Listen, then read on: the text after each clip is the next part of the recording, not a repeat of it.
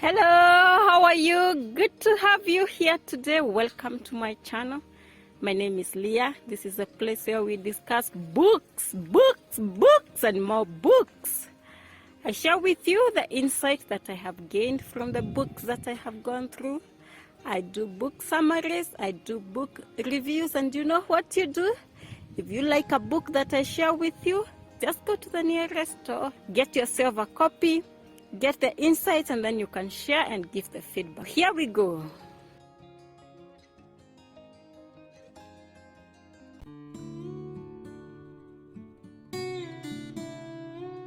Becoming, the autobiography of Michelle Obama. Michelle Obama is a lawyer, writer, and the wife of former US President Barack Obama. Before becoming a first lady, she worked as an administrator and community outreach worker. Becoming, which is her autobiography, was released in 2018, and I have been reading this book once every year since 2019. What are the key reasons why I like this book?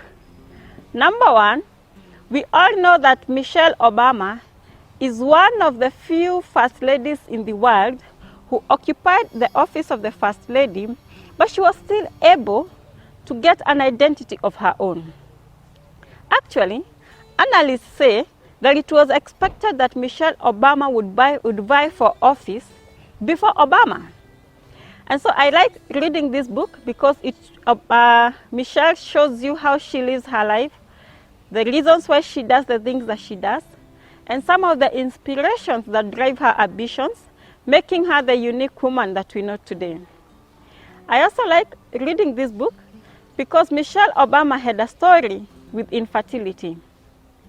This lady took some time to conceive, and it was until that the couple sought the intervention of IVF that they managed to get their firstborn daughter. We all know that women face such kind of difficult moments when they are trying to conceive. We know there are women who do not have children and they are okay without having children. We also know that there are women who do not want children in the first place, and they do all they can to ensure that they do not conceive. And we also know that there are women who desperately need children, but they cannot have the baby for some reason or another. And Michelle was in that situation.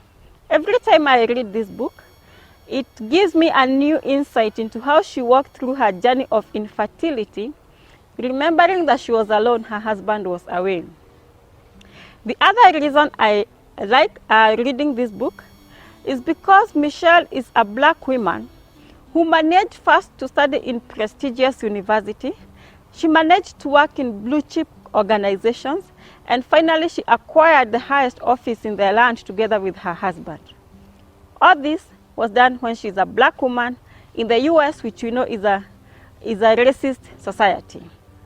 So yes, I enjoy reading this book. I'll do this summary, and if you like some of the key highlights that will be listed in the summary, you can go get a book for yourself, and maybe you can make it one of your good reads once a year if that is possible or more.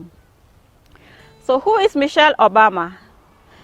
She is a lawyer, she is a writer, and she was the First Lady of United States from 2009 to 2017. She is the wife of the 44th US President Barack Obama.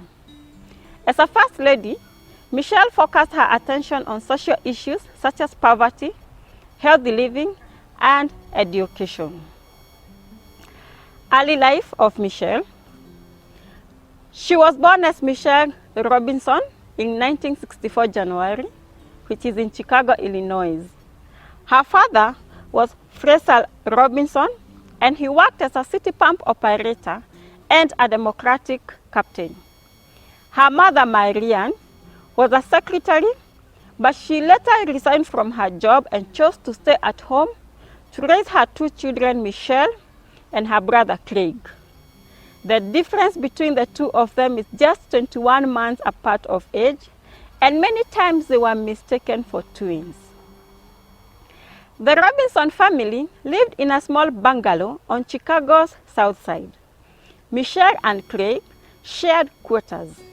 They slept in the living room of their house, and there was just a sheet serving as a makeshift room divider.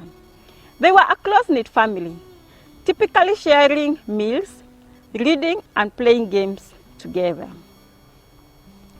Michelle's education.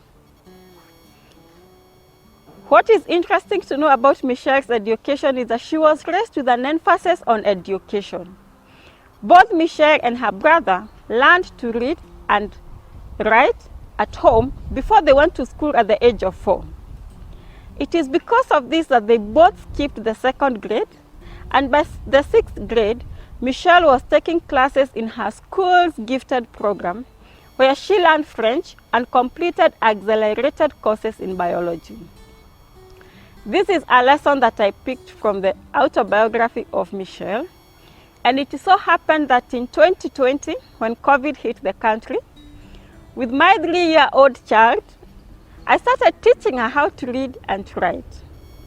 One time someone visited me and asked me why I was bothering myself so much to ensure that she learned how to read, yet she had a long way to go before she started schooling.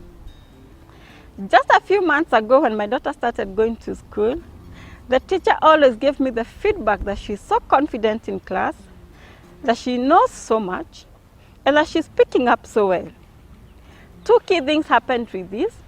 It raised her confidence for being in school, that for the last 2 terms, in 1 month that she has been in school, I've never had any time that I pushed my daughter to go to school.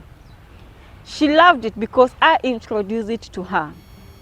The other thing is that she was so confident in school because she knew much of what the teacher was teaching before even the teacher would open the chapter.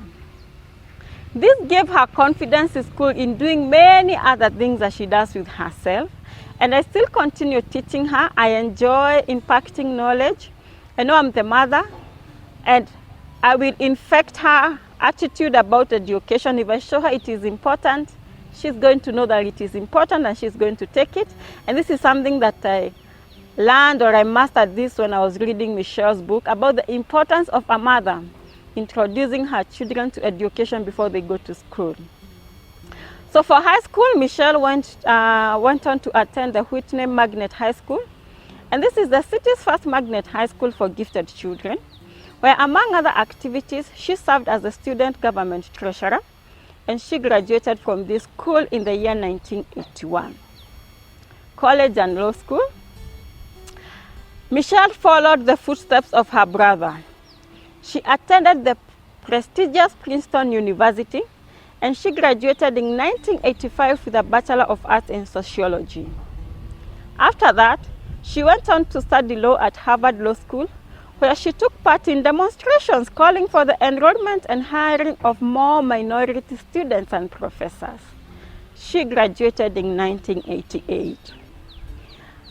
Key thing to note here when you read Michelle's book, you notice that there is a teacher in her primary school who had told her that she could not attend Princeton University because it is a prestigious university and the blacks have got very slim opportunities of joining that university. And because she was told that she could not attend it by someone, she decided to use it as a challenge to prove that she had what it takes to study at Princeton University. How do you take challenges in your life? If someone tells you that you cannot achieve goal A, if someone tells you that you cannot do A, B, C, D, and this is someone in a position of authority, it could be a teacher, it could be a parent, it could be a boss in the office, when they tell you that you cannot amount to anything on their levels in your life that you cannot reach, how do you take that information? Does it affect you so much that you believe it indeed it is true you cannot amount to anything? Or do you take steps, actions to prove that person that they are wrong?